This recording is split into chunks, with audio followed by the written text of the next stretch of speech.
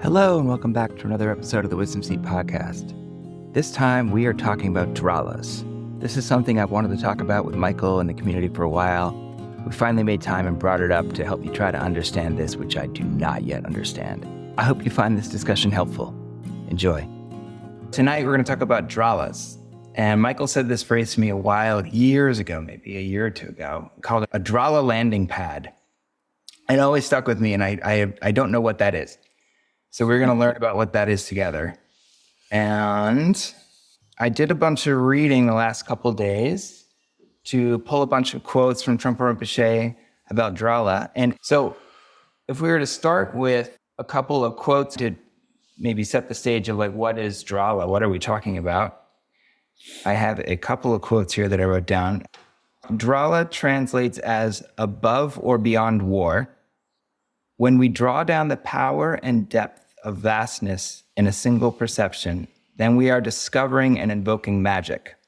A little later, the discovery of Drala may come as an extraordinary smell, a fantastic sound, a vivid color, an unnatural taste. And one more part before we start hearing from Michael, which is, Trungpa Rinpoche said, Drala is an individual strength that does exist. Drala is not referred to only as a principle, but we also say meeting the dralas. That always confused me. There can be a Drala principle and there's something you can meet. Would you like to give us maybe an overview of how to understand that portion? First off, I'd just say what I'm going to say is my experience of this principle rather than this is the way to understand it. Secondly, there is a whole tradition of Drala principle, particularly in the Bun tradition and Mipam the Great, as well as Jamjong Khyentse Wangpo. So there are many texts and terma on Drala principle, as well as Wangtong and other principles. But nonetheless, so my understanding of Drala is all of us here basically have this experience of intimacy about who we are. The Emma-ness of being Emma, the Allison-ness of being Allison. I think you all get that. You know, this is my shirt. This is my gray hair. And it's very intimate, very personal. And it's what I would call our mandala, our personal mandala. And it's very, very real for us. However, that mandala bumps up against the phenomenal world. And there's a friction there. You know, this is a huge situation here. There's trees and giraffes and stars and suns and rocks and stuff going on. And this version of my life, when bumping up against that, creates certain friction. That friction, for all intents and purposes, is Drala. For all intents and purposes. It's where your senses and your own kind of personal experience touches reality on its terms, not yours. A simple one is when you turn on water, taking a shower. It's like, oh, it's a little hot, a little cold. There's this other experience that's happening. It creates a friction. Okay. So that friction, from a confused point of view, often we want to tame it, make it behave itself, or at best, sort of anesthetize ourselves to it. And that approach to that friction is, for all intents and purposes, the essence of aggression, where you experience your world more as something that ought to behave itself rather than something to open to. And for me personally, one of the beauties of being Trungpa Rinpoche's student is that as one progresses along the Buddhist path from Mahayana to Vajrayana and one opens to the world, one begins to notice that what we thought was objective, like that's an object over there, is actually alive and intelligent. And there is a language of how to have a conversation with reality. And the whole path of Drala, the whole magic of Drala is how to understand that language. There are certain rules to the language, which I'm happy to go through. There are certain rules to the language, and once you understand the language, you begin to notice that the phenomenal world becomes your teacher in an intelligent way. Let's hear the rules. Okay. You said happy to go through the rules. Yeah, well, I'll just do them quickly because it could take a whole thing. But the essence of the rules is acknowledging that your world is sacred. It's not like a moral acknowledgement. It's noticing that the situation that you're in is sacred. And therefore, once you notice that it's sacred, you recognize there's a language or a syntax or a grammar to how you relate with the sacred world. So, for example, the first is do no harm. You don't go around just like, oh yeah, let's mow it all down, turn it into toothpicks. Let's put a parking lot in here. There's a sense of real respect for your world. So that would be part of the grammar of first, treating your world with respect. The other is to stop kidding yourself. So the idea is deception. Trying to kind of get through by kind of, sort of telling yourself stories or sort of lying or, that kind of thing. So the whole idea of overcoming deception, having an utterly honest relationship with the immediacy of your experience, once again, is part of the grammar. Another, which as Buddhists we understand, is mind, body, and the phenomenal world, is that dualistic arrangement is not fundamental. There's a non-dual arrangement, which we call, as meditators, being synchronized. So being in the present moment as a synchronized presence is also part of the syntax and grammar of the language. And two more, there's more, I'm sure, but these are the ones that I follow and know of. Mm-hmm. The other is becoming familiar with wakefulness. The Drala principle here is a tantric principle. So the idea here is that one is familiar with primordial mind. Even if it's, and we don't have to go, oh, we have a big experience or just a little experience. It doesn't really matter. What matters is there's a familiarity to it that we treat as sacred. We treat as deeply worthy of our lives. And then the final one, which is really, I think, a lot of the fun part, but also key, is elegance. We are hardwired to be beautiful. And expressing beauty in the world is also a sign of respect to the world. And this sense of elegance, arranging your life, arranging what I call clean your room. Arrange your world in such a way that it is elevated and it shows respect for the world. So this grammar of how to arrange the world, how to do no harm, how to remain synchronized, how to appreciate the world with respect, that's kind of the foundation from which the phenomenal world then responds in a conversation. And often its response, it can be quite amazing. Like if you hang around with Dingo Kente Rinpoche or Trungpa Rinpoche, it's a conversation, it's a non-dual language of a conversation with reality, basically. Is it important to ask why the iconography is warriors for Dralas? Well, that brings us to where the word Drala Landing Pad came from. Oh, perfect. Okay. Which is the Shambhala teachings that Trungpa Rinpoche's exposed us to Drala. The context of the Shambhala comes from the Gesar line of, as we spoke about this weekend. And in the Gesar teachings on warriorship, you provoke Drala as a warrior, which has this sense of presence and power and confidence and bravery and fearlessness and a little haughtiness about being alive. And where they land is on your epaulets, on your shoulders. These are landing pads. Your shoulders are landing pads as a warrior. So that's why Rinpoche always talks about head and shoulders. There's a sense of dignity as you navigate or walk through the phenomenal world. You don't, hey, what's going on, or hide behind a tree. You're a warrior. And how you conduct yourself physically, there's a sense of health. That healthiness is the landing pad of the dralas for a warrior. And that's the tradition. It's the Gesar tradition that the phrase is coming from. Yeah, we have that quote when Trinquisha's during castle encampment, his uniform that's being described says the same thing. Epaulets are referred to as the landing place for the energy from above, or the dralas. I was going to ask this one later, but I'll ask you now. Here we go. He says, the dralas can only descend onto your experience when you've properly prepared the ground.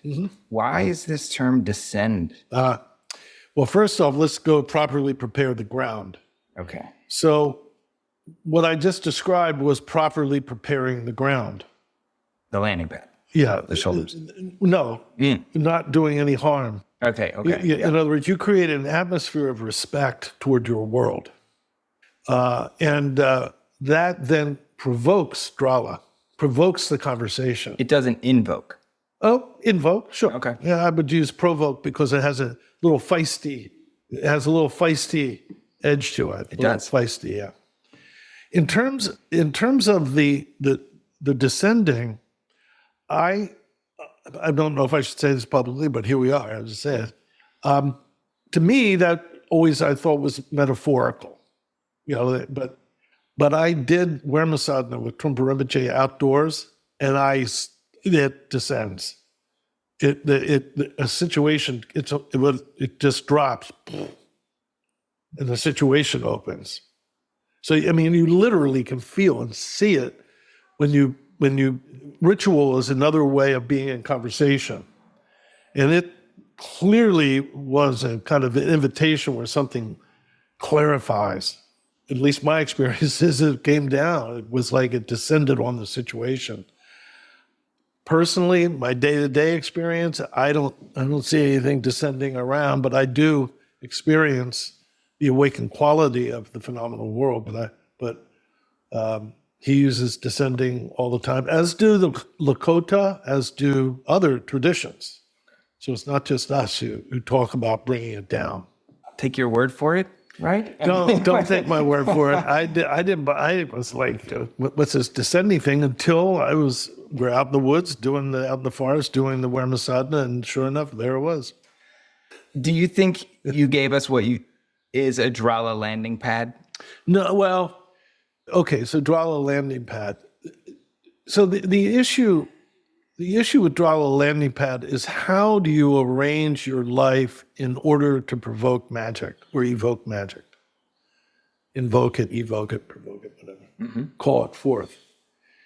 And there's many aspects to that, of which I'm by no means an expert. I think the Kami tradition in Japan has really perfected a lot of these beautiful disciplines. Ritual, for example, this shrine right here is a Drala landing pad. The Drala of a tradition, a Drala of a lineage. You can actually provoke it and call it down, and it can create atmosphere in which it can teach you and inform you and elevate you. And in this case, it can provoke the awakened state. So the idea is, how do you arrange your life, your world, in a way that you are aligned with a non-dual reality? And that has to do with precision, beauty, gentleness, a sense of elegance, ritual. Natural settings too. We all know this. We walk in the woods and you see a beautiful tree. I mean, I have a 300-year-old oak tree there that's at the top of a hill. And the crows sit on the top of it. They don't sit on the top of it because it all works. The whole thing works, right? So there's a sense of venerating that arrangement, that we're on the top of a hill underneath an ancient being. And these powerful animals sit on top of it and they have a view. When you venerate that properly, it creates an atmosphere. And the best people who can describe it are poets, frankly. There's something elevating, dignified, scary, powerful. I think even growing up, that seemed like bodily obvious. But when I did the Great Eastern Sun Windhorse Drala retreat and tell me to stop if whatever, I connected very much with raising Windhorse and Lungta. That was wonderful. The Dralas, still, I'm like, what is this? There's little people. I still was like, I don't really understand what this concept. So I couldn't tell if this was something obvious that we're going to give sort of a name to so we can talk about it, or if it was something else. But when you talk about descending, that's not something I have experienced before. Yeah, I would forget about it. Forget that. But I think what's important is the sensory experience is the key. The Drala is not, even though it is spoken about traditionally, both in the Kami tradition, in the Drala tradition, as well as many of the indigenous peoples, animistic tradition, there is a quality of beings, leprechaun-y, yes, but it really is a language. I would say the best way for me to understand it is it's a language of conversation in a non-dual world, which has to do with your immediacy of, as the Lopan said, your senses. That we're connected with this immediacy that has intelligence. And it can guide you, it can teach you, and ultimately promotes prosperity, health, beauty, but one must have deep respect for the sacredness of it. Okay. Yeah. And when Trungpa Rinpoche is talking about this, it seems like he relates it to La Nyen and Lu, being the Nyen aspect. Is it different and similar? Or are they sort of one-to-one? It's definitely integrated in there, but the idea of joining heaven and earth is that there's, to me, in this context, is about synchronizing. That there is some vision of being beautiful or powerful or prosperous or good, but day in and day out, you got to have a house, you got to pay your bill, you got to take care of your kid.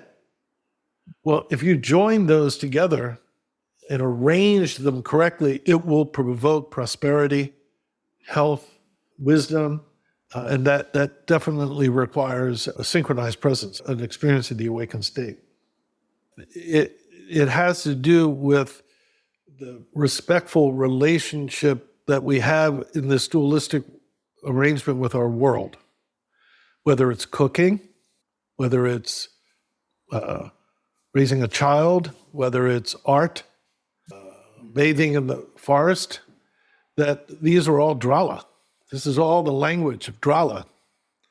So, and it can get, there's Drala of your fireplace, there's Drala of your bathroom, because of the languaging of this wisdom.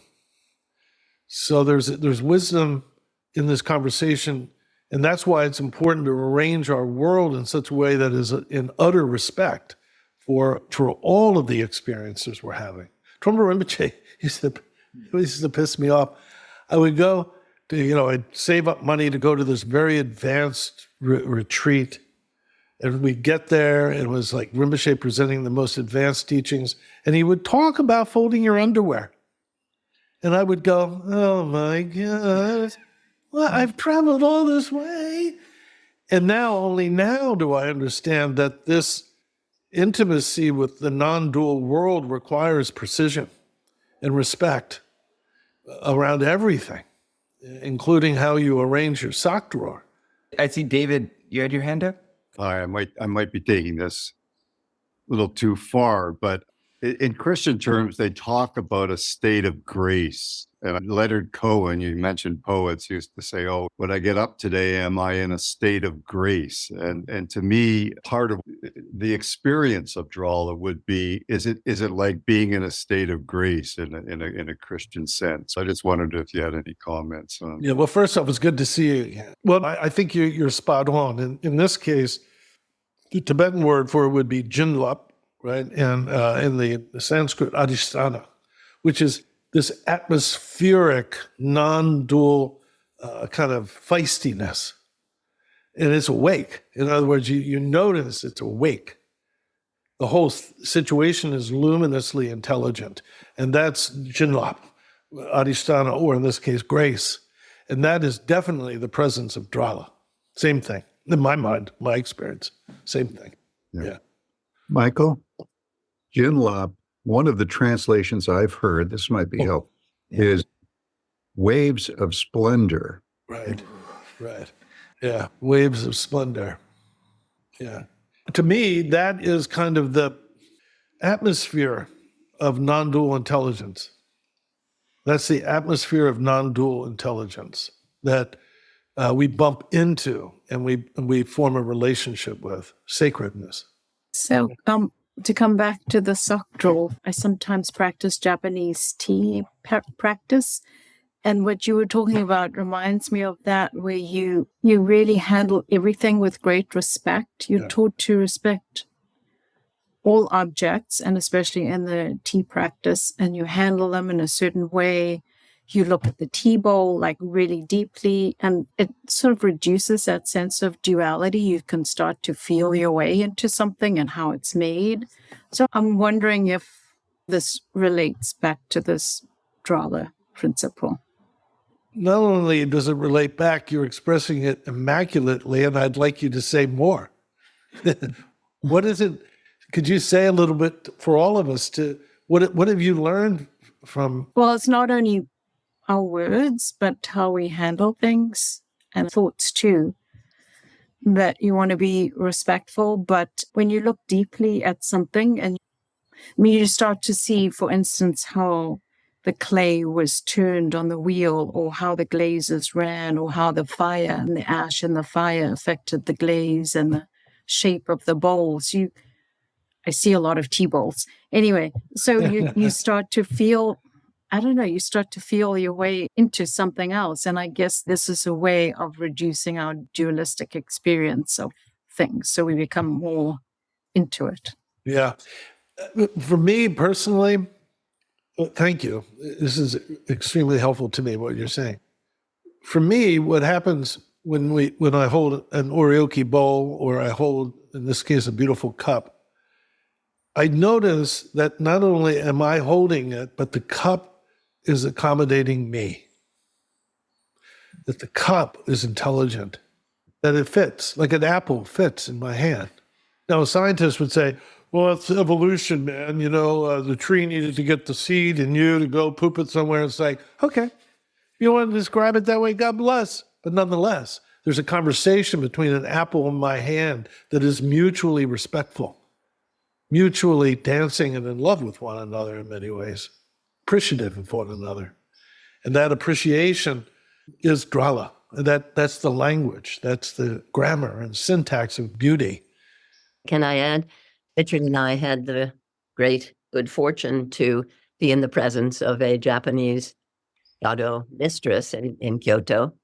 And I mean, what I felt was, in terms of the qualities, which are also so much the Drala experience, tremendous spaciousness, tremendous grace to the earlier comment, and tremendous simplicity in the very aspects of the forms and objects that Tansy has referred to. You are definitely forced to slow down. I saw it without realizing it. I'm speeding. I'm like a speed freak, moving so slowly and precisely.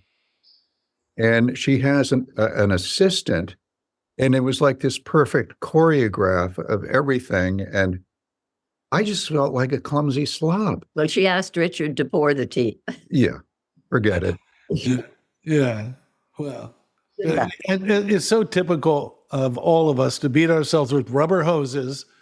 But the point is, there are ways of relating with our world in such simple ways that provoke brilliance, elegance, health, openness, and a mutual love affair. This dualistic arrangement isn't a mistake. It is the most profound expression of Buddhahood. And if we understand how to respect it as sacred, there is the world and us, we're meant to be here. A tongue and a cantaloupe didn't accidentally apply. That's a non-dual relationship, and it's profound. Michael, I appreciate your comment that the dualistic relationship is not a mistake, and how that's the most beautiful aspect of Buddhism and the Buddhist relationship. That brings to mind a question. I'm wondering then, in that regard, can you please talk some about the inseparability of samsara and nirvana and how that might relate to the Drala teachings? Because when I think of samsara, I also think of suffering. Sure. Well, pulling all the way back to the beginning, the dualistic arrangement, at least as I've experienced this and as I've been taught to some degree, is as it awakens, it can only awaken intimately as a Sean or as a Michael or as a Mark or as a David. Or that intimacy is exposed. And at that point, there is neither samsara or nirvana. There's just primordial openness and awakening. However, what happens next is the key, because what typically happens is it panics because of the exposure, which then creates karma, momentums and patterns, fear-based panic, that the experience begins to increasingly appear as a threat rather than an expression of the fullest yearning of infinite space. It appears as a threat. That's samsara. But if you go back to the origin, there was no problem before nirvana appeared or samsara appeared. They find their ground in a primordial purity. So in that sense, they're inseparable. And from the point of view of practice, once one understands that at a practice level, one need not be afraid of one's kleshas. One can actually relate with kleshas in such a way to bring them back to their original basis, which is referred to generally as self-liberated confusion. So one does not need to be afraid of one's confusion. One can actually liberate it. If there's anyone else who would like to comment on that, please do, because I'm just copying from the Buddha's blackboard here. All right. Yeah, the last thing I would say is, just to end on this, the essence of Drala is treating our world as sacred. It's treating our world as sacred. All right, everyone. I hope you enjoyed that discussion on Drala. And if you're interested in participating in more of these kind of conversations, we have a monthly series called A Mindful Gathering. Just check us out on thewisdomseat.org and join us for the next one. Take care.